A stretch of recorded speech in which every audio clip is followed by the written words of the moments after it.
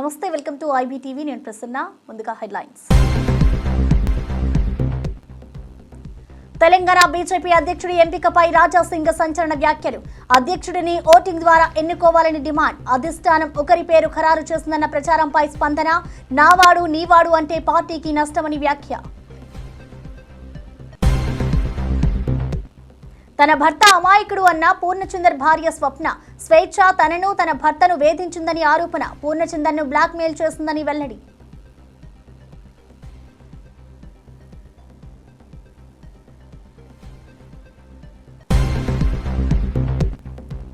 తాడిపత్రిలో మరోసారి భగ్గుమన్న రాజకీయ వైరం. తాను 3 రోజులు ఊళ్ళో ఉండడం లేదని చేసి ప్రకటన.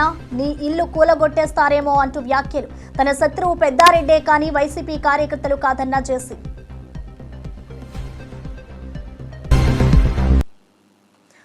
అమరావతిలోని ముఖ్యమంత్రి నివాసంలో ఆదివారం రాత్రి జరిగిన విందు భవిష్యత్తుకు బీజాంకురం. క్వాంటమ్ శాస్త్రజ్ఞులు, ప్రపంచ ఐటీ దిగ్గజాలు, భారతీయ మేధో నేతలు ఒక వేదికపై సమావేశమయ్యారు. IBM, Microsoft, AT&T, Warner brothers, discovery వంటి కంపెనీల ప్రతినిధులు పాల్గొన్నారు. విందులో ఉన్న ప్రతి ఒక్కరూ తమ రంగాల్లో అంతర్జాతీయంగా పేరు ప్రఖ్యాతలు ఉన్నవారే. టెక్ దిగ్గజాలు Microsoft, IBM, Amazon, HCL, TCS, Bharat Biotech, doctor Reddy's వంటి సంస్థల ప్రతినిధులు విందులో పాల్గొన్నారు. ఈ సమావేశం భవిష్యత్తుకు ప్రణాళికలపై చర్చలకు వేదికైంది. ఈ భేటీ ఆంధ్రప్రదేశ్ అభివృద్ధికి కీలకమని విశ్లేషకులు భావిస్తున్నారు.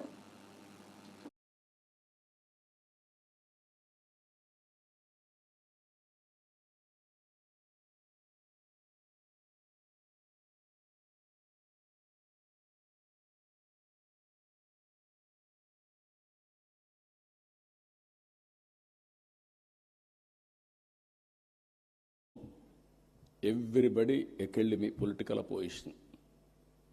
Cell phone can give food or shelter or water, what you are talking, why you are doing all these things, who wants this, like that.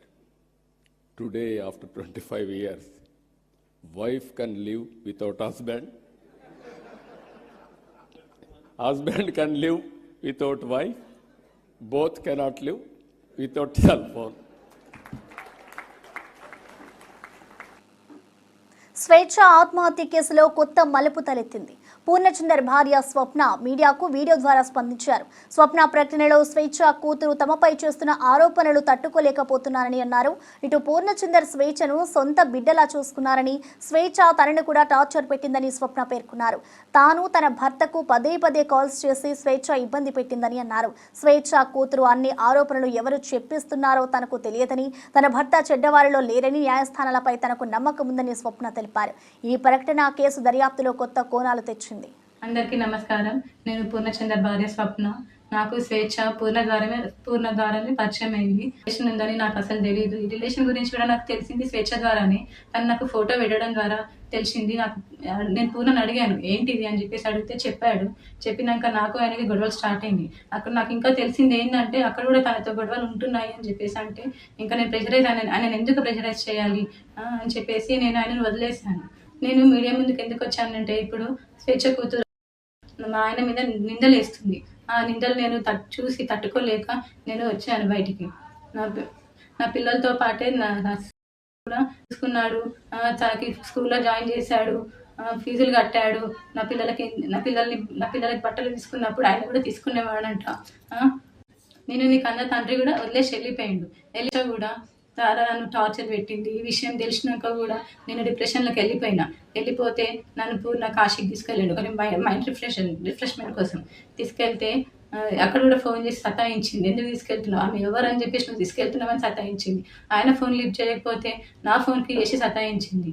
అసలు ఎక్కడికి తీసుకెళ్ళినా, ఫంక్షన్కి వెళ్ళినా, ఎక్కడున్నా కూడా నువ్వెందుకు ఆమెతో ఉంటున్నావు, నా దగ్గరకు వచ్చేసాయి అని చెప్పేసి చాలా బ్లాక్మెయిల్ చేసింది. ఎప్పుడు చూడండి స్లీపింగ్ పిల్స్ మింగడం. నాకు ఆడపిల్ల ఉంది. స్వేచ్ఛ కూతురు కూడా పూర్ణ నా కూతురు లాగానే చూసుకున్నాడు. నాకు తెలియకుండా పిల్లలని ఆమె దగ్గరికి తీసుకొని వెళ్ళి ఆడిపిస్తుంటే వచ్చేవాడు. తర్వాత నాకు నా పిల్లలు చెప్పారనమాట, అమ్మ ఒక అక్క దగ్గరికి వెళ్ళి ఆడుకుంటున్నాను, ఒక ఆంటీ ఉన్నది, ఒక ఆంటీ నన్ను అమ్మ అని పిలవమని చెప్పింది అని చెప్పేసి నా కూతురు చెప్పింది. నా కూతురు చెప్తే నాకు తెలిసింది. తన వెనకాల ఎవరుండి చెప్పిస్తున్నారో కూడా నాకు తెలీదు. కానీ ఇవన్నీ చేయొద్దు మా ఆయన మీద నాకు నమ్మకం ఉంది. ఆయన అంత చెడ్డ మనిషి కానే కాదు. ఇంత చేరదీసిండు నిన్ను. 2026 మార్చి 30 లోపు దేశం నక్సలిజం సమస్యను పరిష్కరిస్తామని కేంద్ర హోంమంత్రి అమిత్ షా ప్రకటించారు. ఆయుధాలు వదిలి లొంగిపోతేనే మావోయిస్టులతో చర్చలు జరుగుతాయని అన్నారు. పహల్గాం ఉగ్రదాడి ద్వారా పాకిస్తాన్ భయపెట్టాలని చూసినప్పటికీ ఆపరేషన్ సింధూర్ ద్వారా భారత్ తన శక్తిని ప్రపంచానికి చాటిందని అన్నారు. మోదీ ప్రభుత్వం ఉగ్రవాదాన్ని మాత్రమే కాదు, దేశంలోని నక్సలిజాన్ని కూడా అంతం చేయాలని కట్టుబడి ఉందని తెలిపారు. मोदी जी ने इस देश को सुरक्षित किया। 4 दशक से नक्सलवादी इस देश का आदिवासियों के क्षेत्र में 40,000 लोगों का जान गया। मेरे कई आदिवासी भाई पैर गवा बैठे, हाथ गवा बैठे, जान गवा बैठे। मुझे बताओ निजामाबाद वालों, ये नक्सलवादियों को समाप्त करना चाहिए या नहीं करना चाहिए? जोर से बोलो, करना चाहिए या नहीं करना चाहिए? ये तेलंगाना कांग्रेस पार्टी के अध्यक्ष कहते हैं कि इनको शरण में लाओ। कौन ना बोल रहा है भाई? जिसको सरेंडर करना है करे। मैं इस मंच पर से कहता हूं, सारे लोग हथियार छोड़ दो और सरेंडर करो। मगर सरेंडर नहीं करेंगे तो हमने तय किया है 31 मार्च 2026 के पहले इस देश से नक्सलवाद को हम समाप्त। కాంగ్రెస్ నేత మాజీ ఎమ్మెల్సీ కొండా మురళి ఇటీవల జరిగిన ఎన్నికల్లో 16 ఎకరాల భూమి అమ్మి 70 కోట్లు ఖర్చు పెట్టినట్లుగా తెలిపారు. తనకు ఇంకా 500 ఎకరాల భూమి ఉందని, ఇతరుల వద్ద నుంచి ఒక్క పైసా కూడా అవసరం లేదని స్పష్టం చేశారు. ఈ ప్రకటన రాజకీయ వర్గాల్లో ఆసక్తి రేకెత్తిస్తోంది. ఎన్నికల ఖర్చు మరియు భూముల వివరాలపై మురళి చేసిన వ్యాఖ్యలు విశేషంగా చర్చనీయాంశంగా మారాయి. తన స్వంత వనరులతోనే రాజకీయాల్లో కొనసాగుతున్నారని మురళి అభిప్రాయపడ్డారు. ఈ ప్రకటనతో ఆయన ఆర్థిక స్థైర్యాన్ని మరోసారి ప్రదర్శించారు. మీ దగ్గర ఒక పైసా అవసరం లేదు కొండమూర్లకి. ఇప్పటి వరకు మరి నేను వచ్చిన కాంచి ఇప్పటి వరకు ఎవరినన్నా ఇబ్బంది పెట్టినా అని దయచేసి కనుక్కోవాలి. ఆ వాసవి కన్యకా పరమేశ్వర సాక్షిగా చెప్తున్నా.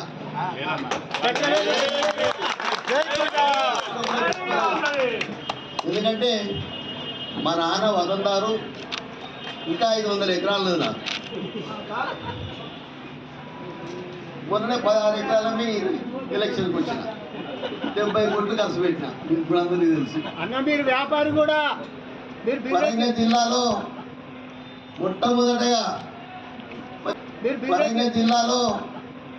మొట్టమొదటగా ఛాంబర్ ఆఫ్ కామర్స్ లో ఉండేది.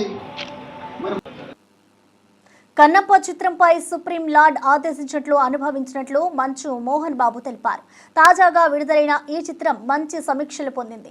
ఎన్నేళ్ల తర్వాత కూడా అభిమానులు ప్రశంసలు అందిస్తున్నారని అన్నారు.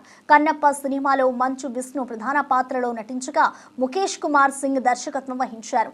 మోహన్ బాబు నిర్మాత, ప్రభాస్, అక్షయ్ కుమార్, మోహన్ లాల్ కీలక పాత్రలో నటించారు.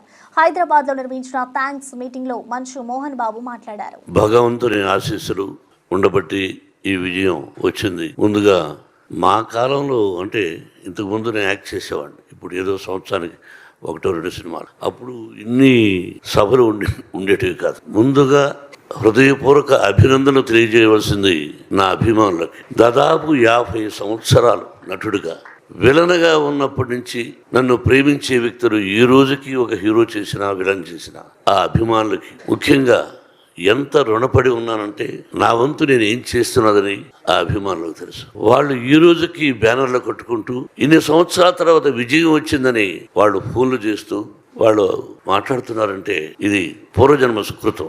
నేనేం మాట్లాడాలి? ఈ సినిమాలో నటించినటువంటి నటీనటులు అందరూ, మా బావ దగ్గర నుంచి ప్రభాస్, ప్రతి నటీనటులకు కాఫీ ఇచ్చే కుర్రవాడి దగ్గర నుంచి ప్రతి ఒక్కరికి, నా దర్శకుడికి, ఎవ్రీబడి ఒక్కొక్కరికి రచయితలకి, డైరెక్టర్ ఆఫ్ ఫోటోగ్రఫీ, ప్రతి ఒక్కరికి, అందరూ చిన్నవాడు కాబట్టి నాకు కూడా అందరికీ నా హృదయపూర్వక అభినందనలు. ఏ భగవంతుడి వరాన నా తల్లిదండ్రులను ఆశీర్వదించి నాకు జన్మనిచ్చినటువంటి నా తల్లిదండ్రులు, ఆ పరమేశ్వరుడే ఈ సినిమా తీయమని ఆజ్ఞాపించాడేమో. లేకపోతే నేను మనం ఎంత. కాబట్టి ఇది పూర్వజన్మ సుకృతంగా భావిస్తూ నాకు ఈ అవకాశాన్ని కల్పించినటువంటి భగవంతుడికి, ఆదరిస్తున్నటువంటి ప్రేక్షకులకి ఎప్పటికీ ఆ ప్రజల ఆశీస్సులు నాకు ఉండాలని, నా కుటుంబానికి ఉండాలని, ఆ సర్వేశ్వరుడి ఆశీస్సులు మీ అందరికీ ఉండాలని హృదయపూర్వకంగా ప్రార్థిస్తూ, తాడిపత్రి టీడీపీ కార్యకర్తల శత్రువు కేవలం మాజీ ఎమ్మెల్యే కేతిరెడ్డి పెద్దారెడ్డేనని, వైఎస్ఆర్సీపీ కార్యకర్తలు కాదని జెసి ప్రభాకర్ రెడ్డి అన్నారు. సమయానికి పెద్దారెడ్డి అసెంబ్లీ ఎన్నికల్లో చేసిన వివాదాస్పద వ్యాఖ్యలు గుర్తు చేశారు. తాను గెలిచినా ఓడినా తాడిపత్రిలో ఫ్యాక్షనిజం చేస్తానని ప్రకటించారు. ఈ కారణంగా టీడీపీ నేతలు పెద్దారెడ్డిని తాడిపత్రికి రాకుండా కొంతకాలంగా అడ్డుకుంటున్నారు. ఈ రోజు ఉదయం పెద్దారెడ్డి తాడిపత్రిలోని తన నివాసానికి రాక పెద్దారెడ్డి మరియు జెసి ప్రభాకర్ రెడ్డి ఇళ్ల వద్ద ఉద్రిక్త వాతావరణం నెలకొంది.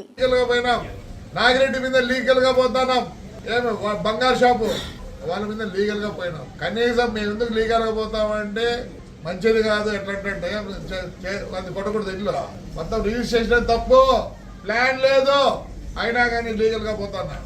ఈ పొద్దు ఎవరెవరు వచ్చినారు దగ్గర కొన్ని ఫోటోలు ఉన్నాయి. మా కార్యకర్తలు ఏమంటారు, మేము తొందరలో వస్తాం, రఫా రఫా రఫా రఫా, మేము జైలు కట్టేయాలి. పొద్దు నుంచి రఫా రఫా రఫా అని వాడి కోసం వచ్చిన మాకు వేరే వాళ్ళకి అవసరం లేదు. చూడండి మా కార్యకర్తలు ఎలా ఉన్నారో చూపిస్తాం. నేను ఇన్ని రోజులు వద్దప్ప, బాగుందాం, అవసరం లేదు ఫ్రాక్షన్ నేనంటే, ఈడు హీరోగాడు వస్తాడు, వానెంబడి వచ్చినారు చూడే, మేమే సరెండర్ అవుతామంటున్నారు. మా ఇండ్ల కాడికి వచ్చి మా వన్ రూమ్ లో వరకు పోయి పెద్ద మనుషులు ఎవరికైనా చెప్తారా ఇవే స్టేట్మెంట్లు ఇచ్చేది. 4 సంవత్సరాలు ఉంటే కొత్త జైలు కట్టుకున్నా ఏమేం మాట్లాడతారా? నోరు మూసుకొని ఉంటే నేను వాడి గురించి మాట్లాడతాను, మీ గురించి ఒక్క రోజు మాట్లాడలేదు. మీరు వద్దు, మాకొద్దు. ఏం కార్యకర్తలు ఉండాలి, అదికి ఇదికి ఉండాలి. పొద్దున్నే చూడండి మా వాళ్ళు, నేను ఎట్లా గట్టిగా పట్టుకొని కూర్చుండే, నేను కూడా ఊరు పోతానన్నా, టూర్ పోతానా, నాకేం సంబంధం లేదు. రఫా రఫా రఫా రఫా మీరు 4 సార్లు అన్నారు. పొద్దున్నే చూడండి, అందుకే నన్ను ఊరికి పంపిస్తాను. పోతున్నా వాడి దగ్గర వచ్చి వాడికి సాయం చేసిన కదా మేము రఫా రఫానే. మా కార్యకర్తలు అంటున్నారు, చూసుకోండి, లిస్ట్ ఉందప్ప, ఆల్రెడీ లిస్ట్ ఉంది. మీ ఇండ్ల కాడ ఆడోళ్ళు మొగోళ్ళు కూడా చూసుకోరు. ఎందుకంటే కొందరు ఆడోళ్ళు ఎవరమ్మది పైన చాలా మాట్లాడుతుందా పాప. మేము కూడా కార్యకర్తలు ఆడోళ్ళు ఉన్నారు, మాట్లాడరు. భద్రంగా ఉండండి. చంద్రబాబు నాయుడు మంచోడు, నా కాన్స్టిట్యూన్సీ వరకు ఉండదు. మేము బాధలు పడినాం, జైల్లోకి పోయినాం, అన్ని పోయినాయి. ఆడపిల్లలు కూడా జైలు పోయినారు. రేపు నుంచి వేరే వాడి ఇంటికాడికి వాడితో వచ్చిన వాళ్ళకు, పెద్దారెడ్డి గారితో వచ్చిన వాళ్ళకు ఆయన ఇంట్లో కూర్చోండి, మమ్మల్ని జైలే. వాడి కొడుకు ఇంకా చాలా ఉంది టైం. రాజకీయం చేసినావా, లెక్కలు సంపాదించుకున్నావు. తెలంగాణ బీజేపీ రాష్ట్ర అధ్యక్షుడి నియామకంపై ఎమ్మెల్యే రాజా సింగ్ సంచలన వ్యాఖ్యలు చేశారు. నావాడు నీవాడు అంటూ అధ్యక్షుడిని నియమించుకుంటే పార్టీకి నష్టం జరుగుతుందని హెచ్చరించారు. రాష్ట్ర అధ్యక్షుడిగా ఒక వ్యక్తిని అధిష్టానం నిర్ణయించినట్లు ప్రచారం జరుగుతుందని అన్నారు. రాష్ట్ర అధ్యక్షుడిని బూత్ కార్యకర్త నుంచి ముఖ్య నేత వరకు ఓటేసి ఎన్నుకోవాలని రాజా సింగ్ సూచించారు. ఈ వ్యాఖ్యలు తెలంగాణ బీజేపీ వర్గాల్లో కలకలం రేపాయి. పార్టీలో నాయకత్వ నియామకంపై రాజా సింగ్ అభిప్రాయం రాజకీయ వర్గాల్లో ఇప్పుడు చర్చనీయాంశం. పార్టీకి ప్రెసిడెంట్ ఎవరు కావాలి, కేంద్రం నుంచి ఒక సిగ్నల్ వచ్చిందని ఆ విధంగా ఒక వార్త అయితే నడుస్తుంది. నా అభిప్రాయం వ్యక్తిగతంగా ఏంటంటే, భారతీయ జనతా పార్టీ ప్రెసిడెంట్ ఏ విధంగా ఎన్నుకోవాలంటే, బూత్ కార్యకర్త నుంచి సీనియర్ అధికారుల వరకు, సీనియర్ అధికారుల నుంచి పార్టీ యాక్టివ్ మెంబర్ వరకు అందరు కూడా ఓట్ వేసిన తర్వాతనే భారతీయ జనతా పార్టీ తెలంగాణ ప్రెసిడెంట్ డిక్లేర్ అయితే చాలా బాగుంటుందని నేను వ్యక్తిగతంగా అనుకుంటున్నాను. ఎందుకంటే గతంలో చాలా వరకు ఏ విధంగా వార్తలు నడిచిందంటే, ఇది నా మనిషి, ఇది నీ మనిషి, ఈ నా మనిషి నీ మనిషి వల్ల పార్టీ సర్వనాశనం అయింది. అట్లాంటి కావద్దు. తెలంగాణలో భారతీయ జనతా పార్టీ ప్రభుత్వం రావాలంటే భారతీయ జనతా పార్టీ బూత్ కార్యకర్త మంచి ప్రెసిడెంట్ కావాలని నేను వ్యక్తిగతంగా అనుకుంటున్నాను. ఎందుకంటే చాలా వరకు కింద స్థాయి కార్యకర్తల మధ్యలో మేము ఉంటాం. కింద స్థాయి కార్యకర్తలు ఆలోచన ఏ విధంగా ఉంటుంది, ఎందుకంటే ఆ కింద స్థాయి కార్యకర్తల వల్లనే వాళ్ళు పని చేసినందుకే ఇవాళ 8 మంది ఎమ్మెల్యే మనం తెలంగాణలో గెలిచినాం. ఆ కింద స్థాయి కార్యకర్తలు బూత్ కార్యకర్తలు పని చేసినందుకే 8 మంది ఎంపీలు కూడా గెలిచినాము. అందుకోసం ఆ కింద స్థాయి కార్యకర్త నుంచి పై అధికారి వరకు మా ప్రెసిడెంట్ ఈ విధంగా ఉండాలి, మేము ఈయనకి ఓటు వేస్తాం. ఏపీ ప్రభుత్వం అమరావతిలో ప్రతిష్టాత్మకంగా ఏర్పాటు చేయనున్న క్వాంటమ్ వ్యాలీపై విజయవాడలో వర్క్షాప్ జరిగింది. ముఖ్యమంత్రి చంద్రబాబు, మంత్రి నారా లోకేష్ ఈ కార్యక్రమంలో పాల్గొన్నారు. ప్రపంచవ్యాప్తంగా క్వాంటమ్ అండ్ ఎకోసిస్టమ్ పరిస్థితి గురించి ప్రతినిధులను అడిగి తెలుసుకున్నారు. క్వాంటమ్ వ్యాలీ అభివృద్ధిపై చర్చించారు. ఈ వర్క్షాప్లో పాల్గొన్న ప్రతినిధులు, పరిశ్రమ ప్రముఖులు తమ అభిప్రాయాలు వ్యక్తం చేశారు. ఈ కార్యక్రమం ద్వారా అమరావతిలో క్వాంటమ్ వ్యాలీకి సంబంధించిన ప్రణాళికలు మరింత వేగవంతమయ్యాయి. Individual PI. Yeah. No.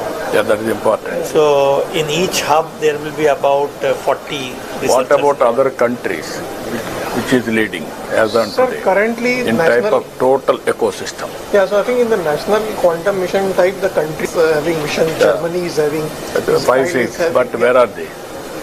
US is really, if you look at the recent 2024 report, which has just come a few days, 2 days back.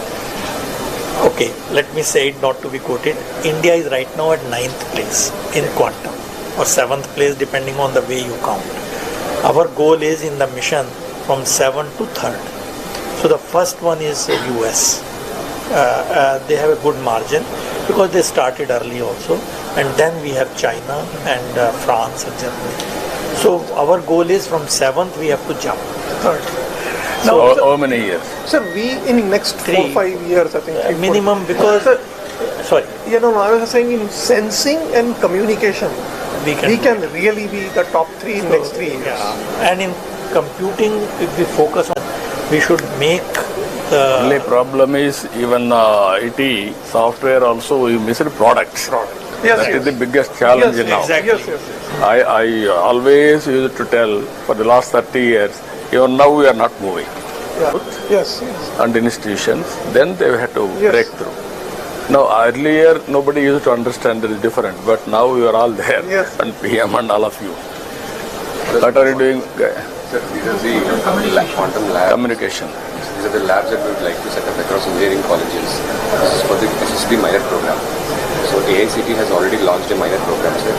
Already 9 universities from Andhra Pradesh. So they have developed small, for teaching labs, for students and other things. And now we have launched that program also for setting up the teaching labs. You are having any programs? Tirumala శ్రీవారిని ప్రముఖ సినీ నటుడు are Madhavan, singer Rahul Sipligunj దర్శించుకున్నారు. ఈ సందర్భంగా వారు సుప్రభాతం సేవలో పాల్గొన్నారు. శ్రీవారి ఆలయంలో ప్రత్యేక పూజలు నిర్వహించి తమ భక్తిని వ్యక్తం చేశారు. తిరుమల దర్శనానికి వచ్చిన మాధవన్, రాహుల్ అభిమానులతో సందడి చేశారు. ఆలయ అధికారులు ప్రత్యేక స్వాగతం పలికారు. వీరి దర్శనం ఆలయ ప్రాంగణంలో విశేషంగా చర్చనీయాంశమైంది. భక్తులు, అభిమానులు పెద్ద ఎత్తున హాజరై వీరి దర్శనానికి సంతోషం వ్యక్తం చేశారు. సార్ 1 నిమిషం సార్.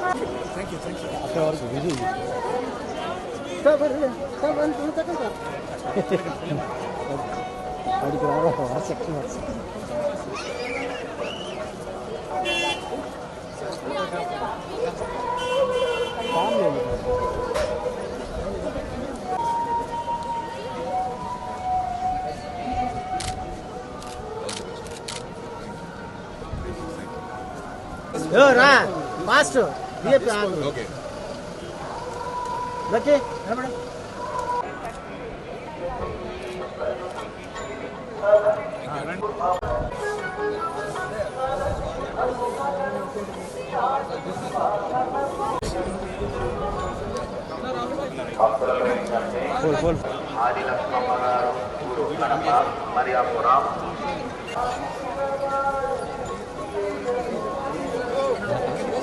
నన్ను దోహేస్తా వెనకరా మహా వెనకరా.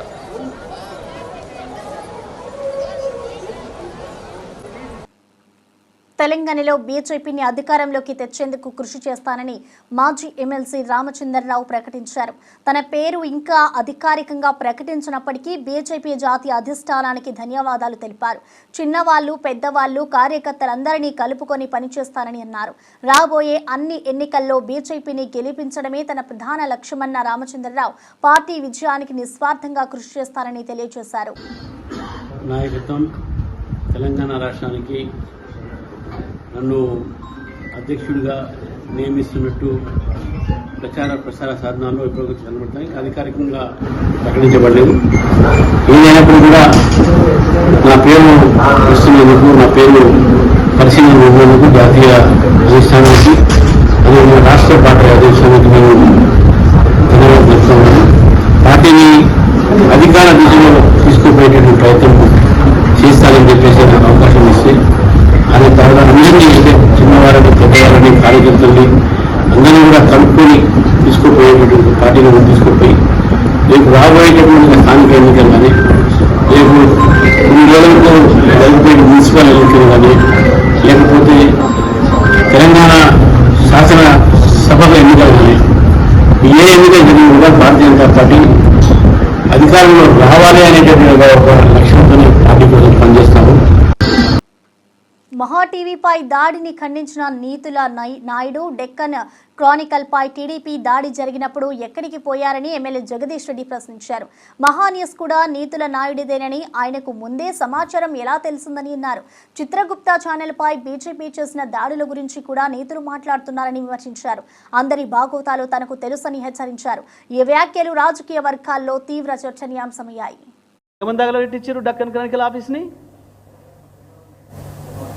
నేను నీతి సూత్రాలు వల్లించటానే కదా దక్కన్ క్రానికల్ ఆఫీసును తగలబెట్టించింది. ఎందుకు ఆంధ్రప్రదేశ్లో ఇవాళ ఇంకా దాడులు జరుగుతున్నాయి? ఒక ఛానల్ని మొత్తమే నిషేధం పెట్టి రాణిస్తలేరు నీతుల నాయుడు గారు. 2 నిమిషాల్లోనే తెలిసింది నీకు, ఇక్కడ పూర్తి కాకముందే, మా పిల్లల నిరసన పూర్తి కాకముందే తెలిసేసింది నీకు సమాచారము. ఎట్లా తెలిసింది? నీది కాబట్టి, జరుగుతున్నదంతా నీది కాబట్టి, నీ నీడలో నడుస్తుంది కాబట్టి, నీ డైరెక్షన్లో, నీ కన్సర్న్లో నడుస్తుంది కాబట్టి తెలిసింది ఆ నిమిషంలో. మా తెలంగాణలో చాలా జరిగినాయి దాడులు, మరి మా వాళ్ళ మీద తెలవలేదు. ఎక్కడి నీతులు? ఇవ్వది క్రానికల్, దక్కన్ క్రానికల్ మీద నీ కండవ కప్పుకొని చేసిన దాడి. లెస్ నీతులు ఎందుకు? ఆయన పవన్ కళ్యాణ్ అట పాపం వారు నీతులు చెప్తారు. ఈ బీజేపీ వాళ్ళు పాపం వాళ్ళైతే ఇంకా హంతకుడే మళ్ళీ సావుకాడికి వచ్చి ఏడ్చినట్టుంటే వాళ్ళ ముచ్చట. ఏదో నీకు మాట్లాడలేదు అన్నాడు పిల్లగాడు చిత్రగుప్త ఛానల్ అని, బండి సంజయ్కి మాట్లాడరాలేదు అన్నాడు. నిజమే, నీ మాట అర్థం కాక తత్తరపిత్తర నుండి వాడు అన్నాడేమో. దాడి చేసి దాన్ని క్లోజ్ చేయించింది అంక. ఈ శాంతి బహుమతులు పొందిన వాళ్ళు మునగాని వీళ్ళంతా గ్లోబల్ శాంతి బహుమతులు పొందిన మునగాని వీళ్ళు మాట్లాడతారు మీడియాల గురించి ఒక్కడొక్కడు. 30 గజాలు 60 గజాలలో పేదలు కట్టుకున్న ఇండ్లు కూల్చేస్తారని బీజేపీ ఎంపీ ఈటెల రాజేందర్ ఆగ్రహం వ్యక్తం చేశారు. బంజారా హిల్స్ లో ఎకరాలు ఆక్రమించిన కాంగ్రెస్ నాయకులు 100 కోట్ల భూమి రిజిస్ట్రేషన్ కోసం జీవోలు తెచ్చారని, వాటిని ఎలా న్యాయం చేస్తారని ప్రశ్నించారు. పేదలపై అన్యాయం జరుగుతుందని, నాయకుల కోసం ఆస్తులను కాపాడుతున్నారని విమర్శించారు. ఈటెల వ్యాఖ్యలు రాజకీయ వర్గాల్లో సంచలనం సృష్టించాయి. పేదల పక్షాన నిలబడి అన్యాయాలను ప్రశ్నించడం ద్వారా ఈటెల రాజేందర్ తన పదును చూపించారు. నేను అడుగుతా ఉన్నా, 30 గజాలలో 60 గజాలలో ఇల్లు కట్టుకుంటాడు ఉన్నోడా లేనోడా? మూర్ఖుల్లారా, కనబడతలే అని చెప్పి అడుగుతున్నా. ఇంత మా ప్రభాకర్ ఒక మాట చెప్పిండు, బంజారా హిల్స్లో ఒక్కొక్క ఎకరం 50 కోట్లు, 60 కోట్లు, 100 కోట్లు గా భూములని నీ పార్టీ నాయకులు, డబ్బున్నోళ్ళు, కలిగిన వాళ్ళు, ఇవాళ అధికారంలో ఉన్నోళ్ళు ఆక్రమించుకుంటే దాన్ని రెగ్యులరైజ్ చేయడానికి ఇంతకుముందు చెప్పినట్టుగా జీవో నెంబర్ 58, జీవో నెంబర్ 59లో వాన్నే ల్యాండ్ 6 ఎకరాలు ఉంటుంది. కానీ 20 మంది పేరిట 30 మంది పేరిట చిన్న చిన్న బిట్లుగా చేసి వాళ్ళకి రిజిస్ట్రేషన్ చేసావు కదా కొడుక. ఇవాళ ఈ 30 గజాలని 60 గజాలని ఇల్లు కొలగొట్టి వాళ్ళ బతుకులలో మట్టి కొడితే నీకు ఏమాత్రం న్యాయం అవుతుందా నా కొడుక? వాళ్ళ కన్నీళ్ళు వాళ్ళ ఉసురు తగలదారా నా కొడుక? తెలంగాణలో మహిళలను తప్పుగా చూపిస్తే తలకాయలు పట్టి రప్పారప్పా కోసి పారేస్తారని మాజీ మంత్రి శ్రీనివాస్ గౌడ్ తీవ్ర హెచ్చరిక చేశారు. మీ అక్క చెల్లి తల్లిని అలానే చూపిస్తే ఊరుకుంటారా అని ప్రశ్నించారు. మహిళల జోలికి పోకుండా విమర్శలు చేయండి అని గౌడ్ సూచించారు. ఈ వ్యాఖ్యలు మహిళల గౌరవ పరిరక్షణపై ఆయన కట్టుబాటును స్పష్టం చేస్తున్నాయి. అరే మీ అమ్మనో మీ అక్కనో మీ చెల్లినో తెలంగాణలో రాళ్లతో కాదు, అసలు యాక్చువల్ గా ఆడవాళ్ళ జోలికి వస్తే తలలు నరుకుతారు రవి, తలలు నరికేస్తారు, నాలుకలు కోసేస్తారు. తెలంగాణలో బిడ్డ మా చెల్లెల మీద అపాడం వేస్తావా, మా అక్క మీద అపాడం వేస్తావా, మా అమ్మ మీద అపాడం వేస్తావా, కొడుక చూసిన వారా కొడుక రారా అని తలకాయని పడకాల వాటి గీసి రప్పరప్ప కోసి పాలెంటారు, లేకపోతే నరికి పాలెంటారు. అవి చేసి తెలంగాణలో ఏదో రాయి వేసినంత మాత్రం నువ్వు అర్థం మరిగిపోయింది రవి. కానీ తెలంగాణ గుండె కలిగిపోలేదా? ఏ ఆడవాళ్ళు అయితే మీరు చూపిస్తున్నారో, ఏ ఆడపిల్లలు అయితే రమ్మన్నాడు పోయిండు చూసింది బదిలిస్తే పండుకునేది ఏదో మాట్లాడుతున్నారో, మరి మీ అక్కనో చెల్లెనో చూపించున్నా మరి నీకెంత బాధ అయితే తెలుస్తుంది. ఆడవాళ్ళ జోలికి రాకుండా నువ్వు మాట్లాడు, ఆడవాళ్ళ జోలి లేకుండా నువ్వు ఏదైనా దమ్ముండి ఎదుర్కోవడానికి ఎవరే కానీ ఆడవాళ్ళ మీద నీచాతి నీచంగా చూపిస్తే తెలంగాణ సమాజం నడపాలి సహించదు. మీరు పడుతూ నింటది ఒక పూట ఉపాసం ఉంటారు. కానీ ఇలాంటి చెడ్డది కుటుంబ సభ్యుల ఆడవాళ్ళ మీద వచ్చిందంటే ఎవరు ఊరుకోండి తెలంగాణలో.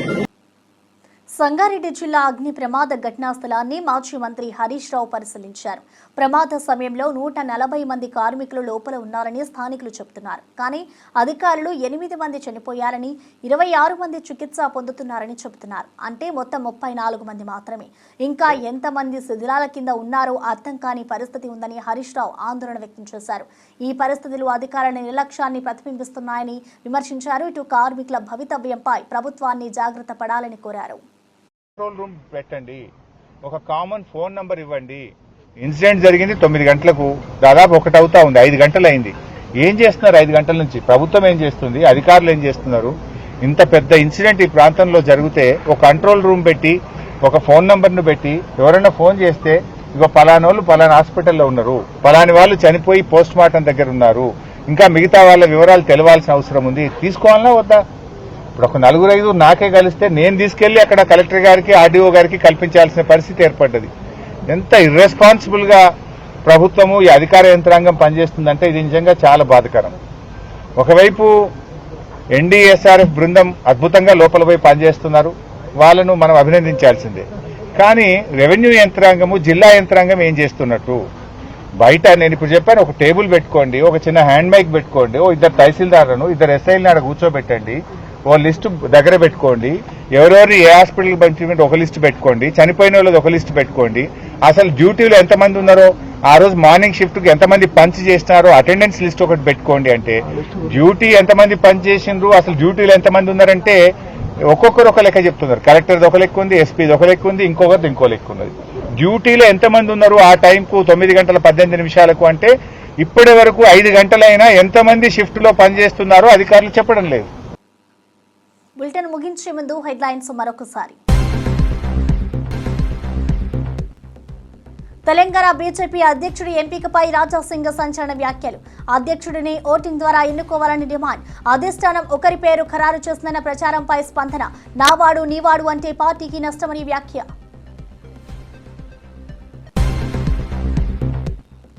తన భర్త అమాయకుడు అన్న పూర్ణచందర్ భార్య స్వప్న స్వేచ్ఛ తనను తన భర్తను వేధించిందని ఆరోపణ.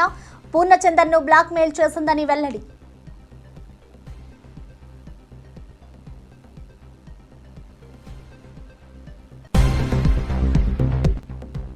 తాడిపత్రిలో మరోసారి భగ్గుమన్న రాజకీయ వైరం. తాను 3 రోజులు ఊళ్ళో ఉండడం లేదని జేసీ ప్రకటన. నీ ఇల్లు కూలగొట్టేస్తారేమో అంటూ వ్యాఖ్యలు. తన శత్రువు పెద్దారెడ్డే కానీ వైసీపీ కార్యకర్తలు కాదన్న జేసీ.